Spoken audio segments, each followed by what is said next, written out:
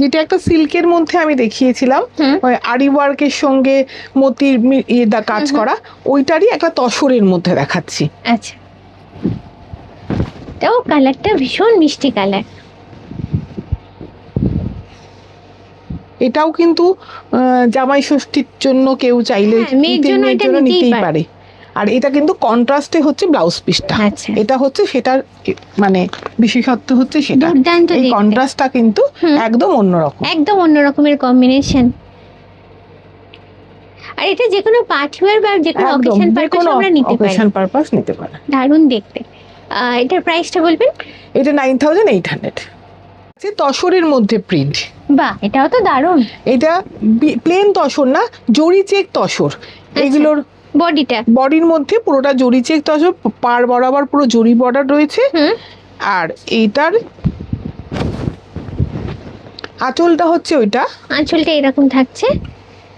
আর blouse পিসের অংশটা হচ্ছে এই যে এইটা ব্লাউজ পিসের অংশ। আচ্ছা, কন্ট্রাস্টে এটাও থাকছে। এটাও কিন্তু মেয়ের জন্য নেওয়া যেতেই পারে।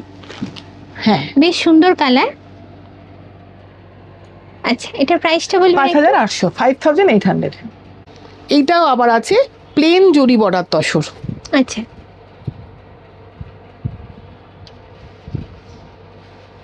এটাকেও প্রথমে 3টে ভাবে ডাই করা হয়েছে। 3টে কালারে স্প্রে ডাই করা হয়েছে। হ্যাঁ, অনেকগুলো কালার দেখতে পাচ্ছি।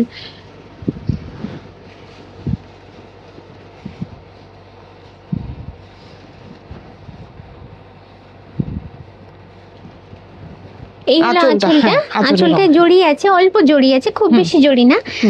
আর বডিটা কিন্তু কুচিটা, এটা হলো ব্লাউজ পিসটা।